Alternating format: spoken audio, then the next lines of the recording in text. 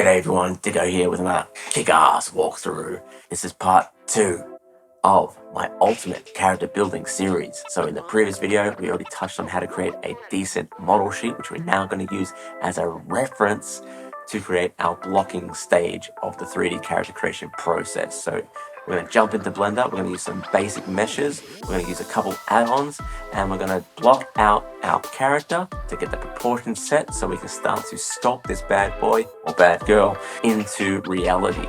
So we can do this with a bunch of different ways. We're going to go with a hands-on approach. We're literally going to do it step by step, although you can find different base meshes available for free on the Blender website. I figured let's do it all from scratch so we get the most amount of information out of these videos. So again, if you like this video and you want to see more, feel free to like, feel free to subscribe, and get notified so you know when those sculpting videos are coming out, because they're going to come out fast and hot. And of course, if you want to support this channel even further, feel free to sign up with my Patreon. You'll get this video ad-free, and you'll also get the source files to go along with it. So if you want to follow along with my files on hand, you can get those for as little as $3 a month. Cool, let's jump on in, let's get started, let's have some fun. Okay, so before we get modeling, we want to jump into the preferences and enable a couple of extensions and add-ons. Go ahead and search and enable the following: auto mirror, copy attributes, extra curve objects, extra mesh objects, F2, and modifier tools. These are really quick and easy to find and install, and once you've gone ahead and done that, make sure they're also enabled in the add-ons preferences menu as well. These are, in my opinion, the most essential add-ons that you need for increasing your efficiency when modeling and also saving you a few steps along the way. These add-ons aren't designed to really replace any major part of the modeling process. They're really designed to help you just be a little bit more efficient with your technique, reduce a couple of frustrations, and ultimately help you save a little bit of time along the way. Okay, so without further ado, we can continue on with the process. So what we want to do is find our reference images and then just drag them into the Blender viewport. Now with the image selected, go ahead and reset the transforms using Alt-S, Alt-R, and Alt-G to reset it back to the center of the world. Okay, with the image still selected, jump into the image properties on the side panel there and set the depth to front. Setting it to front will basically overlay the image regardless of whether you have a 3D model in front of it. And then turn down the opacity to around 20% or lower to make it a little bit easier to work with. Checking on perspective will result in the image only being visible in your front and side views. The next thing we need to do is scale the reference image to be an appropriate size that represents our character in real world terms. Now the default cube in Blender is around 2 meters.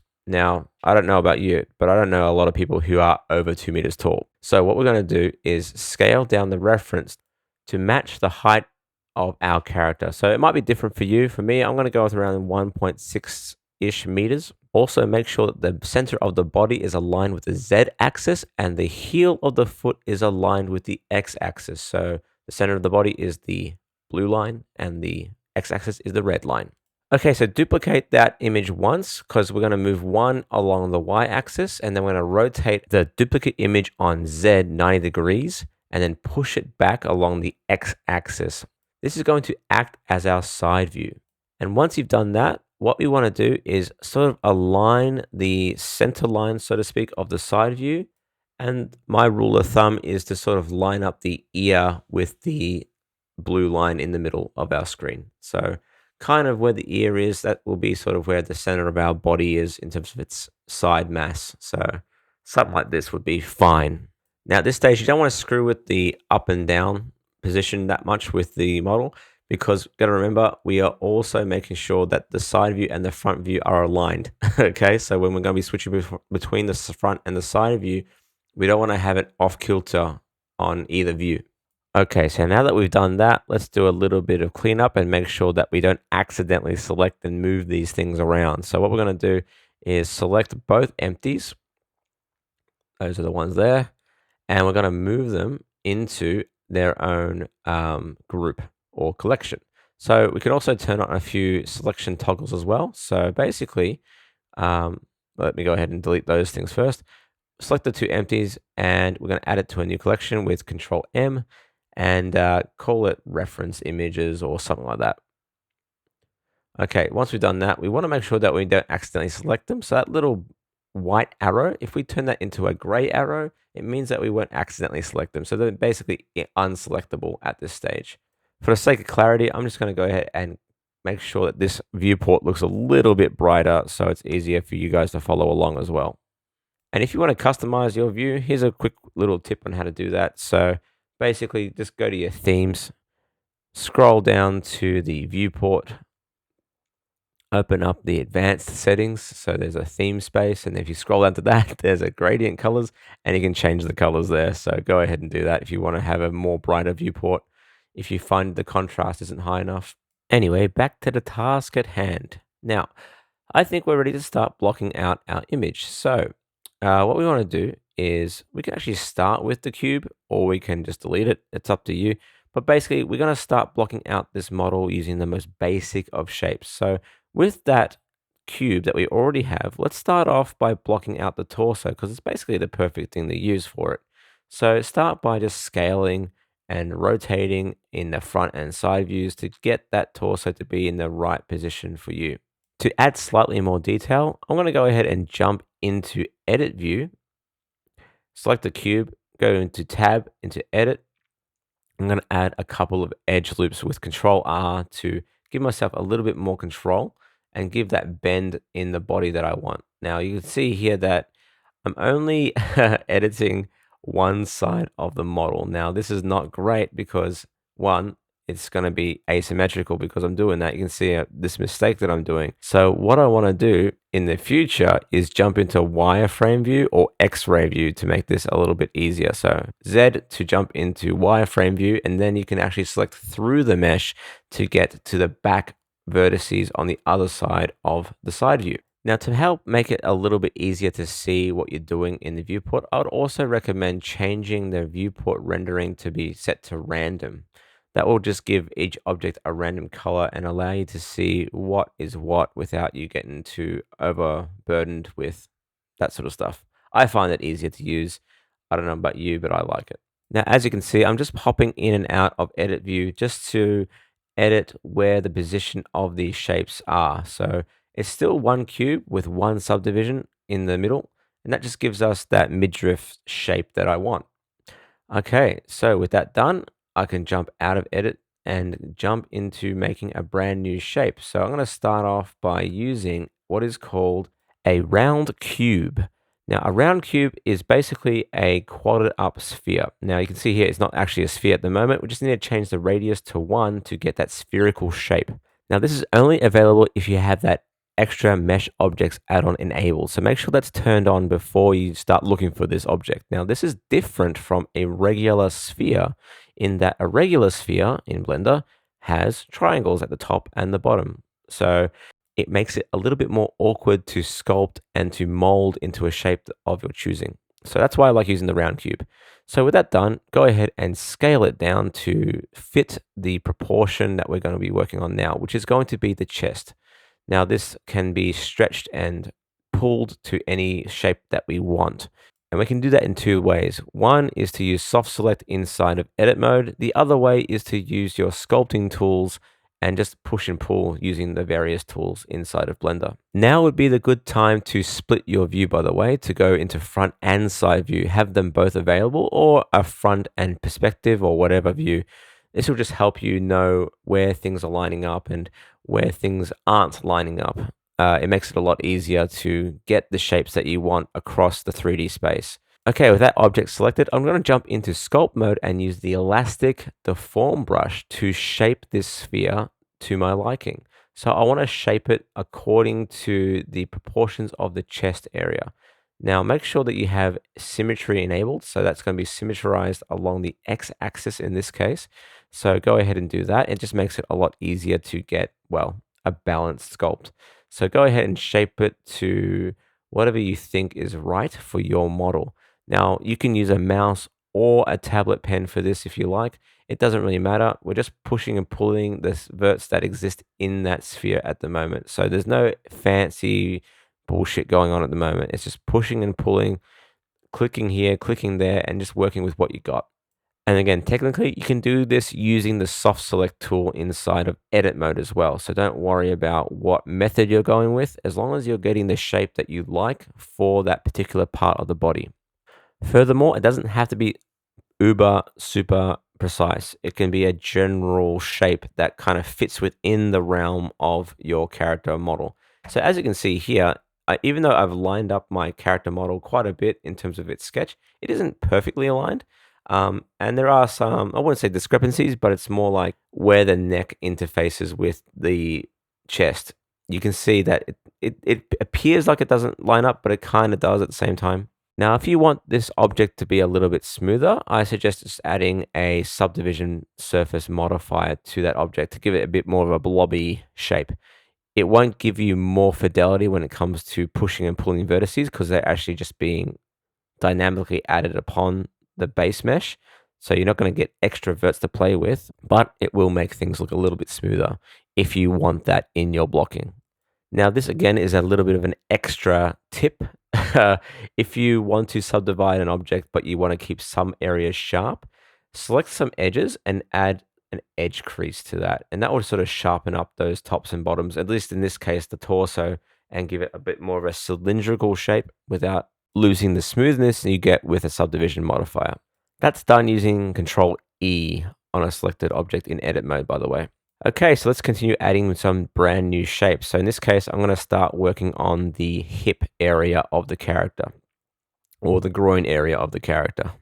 And much like the chest, I'm going to use another round cube for this because it's actually quite appropriate. There's some nice rounded areas to work with, including the butt and the upper thigh. So that interface between the upper thigh and the crotch is pretty smooth. So it makes sense to go with a round cube in this case. And this is where things start to get a little bit more repetitive and the methodology doesn't really change all that much. So again, make sure you got symmetry enabled so you can start sculpting without asymmetry problems popping up and start pushing and pulling verts as you see fit to match the character proportions. And as you can see here, I've kind of already fucked it up a little bit. So what I suggest is trying out an add-on called Auto Mirror. So we enabled that at the start of this video. And if you go to the Edit tab and push Auto Mirror, it will automatically add a mirror modifier by cutting off half of your model and mirroring it using a mirror modifier so it stays symmetrical no matter what setting you've got. Now, technically, you only have half a mesh, but it's generating the other half on the minus x-axis side of the model. So we're going to apply these anyway in the future. So this may be another way you can go ahead and keep your symmetry as you're blocking out your character. So the auto mirror add-on is awesome for that. Just make sure that when you are using mirror modifiers or the auto mirror tool in general, that the pivot point of any object that you're going to mirror is set to the center of the world. So you can apply your transforms before you do anything, then the mirror modifier will work as planned. Otherwise, if there's any offsets on that pivot point, you're going to get the mirroring sitting away from the model. So just keep that in mind when using these tools. Okay, so I think we now have the gist of how the blocking process works. Let's speed things up a little bit and start to ramp up the time lapse so we don't end up sitting here for 45 minutes as I go through the same process over and over again. Just be aware that you can use any shape you want to block out your objects. You can use whatever tools you want on hand to block out your objects. The only thing I would say is just be mindful that this is still a blocking stage. Don't start adding detail that isn't necessary at this time. We're going to do that in the next stage, which is going to be the sculpting stage. So don't start going down the rabbit hole of detail just yet. All we need to figure out is the proportions, making sure that they look good, and making sure they adhere, relatively speaking, to our sketch. There is a phrase that I like to use when it comes to 3D modeling, and that is constant iteration. And what that means is that you're not going to go from 0 to 100. You start from a broad base and then you whittle down to the details over time. By doing that, you remove any mental burden to get to that final stage faster, and you end up with a better result at the end of it as well, because you took that considered approach. Now, one of the things I notice about beginners who start out doing 3D is that they believe that there is a specific way or a proper way or a right way to create 3D models, or they think that there's a secret professional way in creating 3D models. And that simply isn't the case, especially when you have the tools on hand that we have nowadays. Now with Blender, which is really unique across 3D in general, is that you have access to full sculpting suites. You can also sculpt using multiple viewports, which you can't do in ZBrush at this time. And you also have direct editing tools through edit mode, so verts, edges, faces, the basic lot. So this means you shouldn't really be restricting yourself to only one set of tools to do the job. You should be taking advantage of every tool that you think is useful at any given stage of the modeling process. The only thing I would say about that is just try not to overdo it and get too bogged down by all the different features. Find the ones that are most comfortable for you when it comes to doing each part of the process. So if you don't even like sculpting, just go ahead and do it in edit mode. If you love sculpting, you can use it more often. So you can see here, I'm using a little bit of both. I'm using both editing tools and sculpting tools at the same time because I find it to be most efficient. I'm also using multiple viewports and switching between them, and there's no given standardization of me going left or right or whatever. I'm just using whatever's the most comfortable for me. And I recommend you do the same thing when you're doing your modeling process as well. Try and find tools that enhance your rhythm, enhance your speed, and of course, the ones that you find most fun to use. And of course, when it comes to plugins, especially paid plugins, just be mindful that although they may claim to make things faster or more efficient for you when you're modeling, they only are faster if you have a decent understanding of how to model in the first place. So one of the biggest problems a lot of newbies have when they look at these plugins and see, oh man, these things are magical when I look at the videos, and then they try it out and they go, what the fuck am I doing? It's because they haven't taken the time to really understand those fundamentals. So when all these tools have these shortcuts and all these fancy automations and stuff like that, they don't know what's going on under the hood. So when things break or things don't do what they expect, they just sort of rip their hair out, not knowing how to fix it. So what I would suggest is get familiar with the process first before dedicating money and time to learn these plugins, because otherwise you may end up throwing out all away at the end of the day. And then once you've taken that time to learn these fundamentals and learn what happens under the hood and what the processes are, then start to dedicate some time to buying plugins, things that will help you save time because you know how to do it and how it works, and you just don't want to do it anymore. Like that's the sort of thing that plugins are for. It's about eliminating the more mundane aspects of 3D modeling. Okay, as I was talking about plugins and all that sort of stuff, you may have noticed that I was using a whole array of different tools to get the job done. So I was using different shapes, I was using different techniques. So I was using a little bit of sculpting. I was using a little bit of direct editing in edit mode. And again, whatever is most comfortable for you. Okay, so as we go into modeling up the arms, there are a few things to consider when it comes to getting the right proportions and getting the pose that we need for any future rigging or animation. So in this case, I'm going with a T pose, not an A pose, because I am planning on using a motion capture rig on this character in the future. So logistically, it just makes sense to model in T pose now so I can rig it much faster later. Now, of course, there are always arguments on whether or not it's better to be in A pose or T pose, just generally speaking. A pose will generate a more naturalistic pose and probably help you control your proportions a little bit better when it comes to the arm length. But those are things that you can consider and make a judgment call on your own. Okay, so when it comes to blocking out the face, we don't want to go too crazy here. We don't need to, because it'll be pretty quick in the next few stages of sculpting to add that detail in where we need to. All we want to get is the general shape of the face and the general profile of the face right from the bat. So what I have here is pretty much as far as I'm going to go when it comes to detail. And of course, I am going to add some ears. So I'm just going to use cylinders for that, squish down, stick them into the head, done. And maybe add a little bit of detail for the nose, which is just going to be a triangle, essentially. But of course, I am not going to add any other detail like eyebrows or indications of eye sockets or anything like that. No eyeballs at this stage either. Not going to bother with that because it's pretty redundant, because we're going to remesh the whole thing anyway. So we're going to lose that detail as soon as we remesh it as well. So yeah, just stick to the core proportions for the time being. And again, use whatever shapes, whatever structures you think are best for blocking out. So you don't have to exactly copy what I'm doing here on the screen. Use whatever shapes you deem necessary for blocking out your particular character.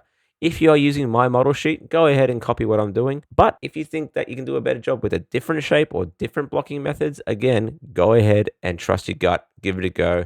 It's not going to hurt you. It's not going to hurt me. It will only give you a chance to learn something new. So go ahead and do whatever you think is best for your character.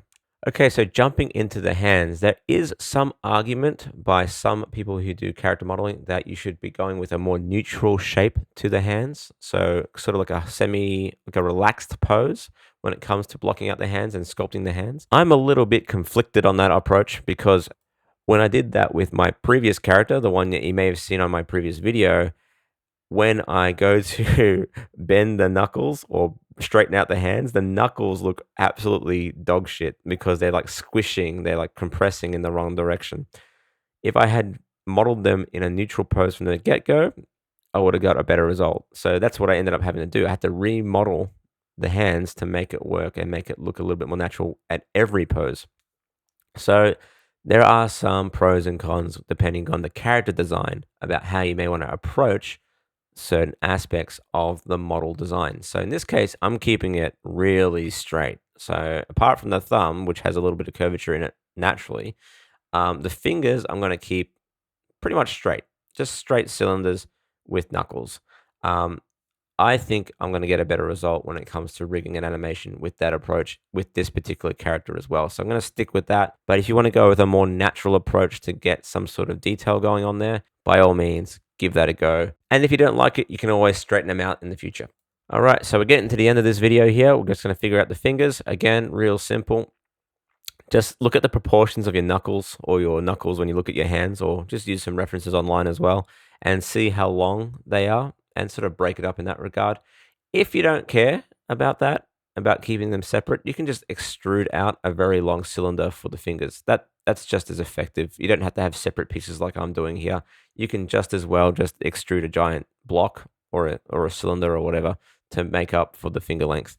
That's just as valid. And of course, once you've done one finger, just duplicate the thing 3 more times. And then, of course, adjust the length or the proportion of the knuckles accordingly. And done. Okay, so that's the blocking done for the majority of the base body mesh.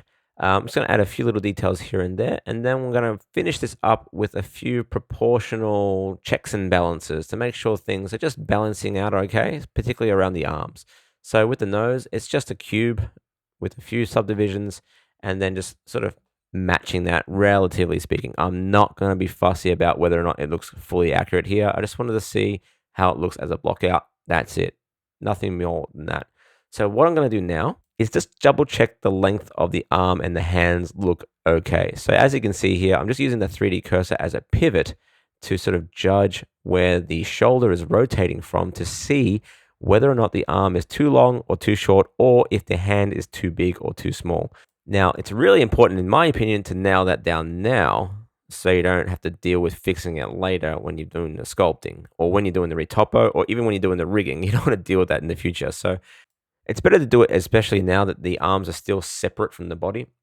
Much easier to deal with, especially when fixing things up in the future. So just nail those proportions as early as possible so you don't have to deal with them in the future. Okay, so that's pretty much the blocking phase done for the time being. Now, of course, we can take this a little bit further and block out stuff like the clothing, props, or the hair, but I feel like we have enough information at the time being that we can get into the fun stuff. Let's get into that fun stuff. Stuff like sculpting their face, sculpting their body, sculpting their hands. These are all really fun things to talk about and show, and I think you're gonna have a lot of fun trying it out as well. So, again, feel free to like this video, subscribe to the channel, get notified when those videos get out because they're going to be a lot of fun to do. And of course, you're going to get a lot of cool information out of that as well. And finally, if you found this video really useful and you want to support the channel further, again, feel free to sign up to Patreon where you can get this video ad-free. And of course, you get the source files along with that. And it, again, is only as little as $3 a month. With that being said, I hope you enjoyed the video, catches, and have fun. Cheers.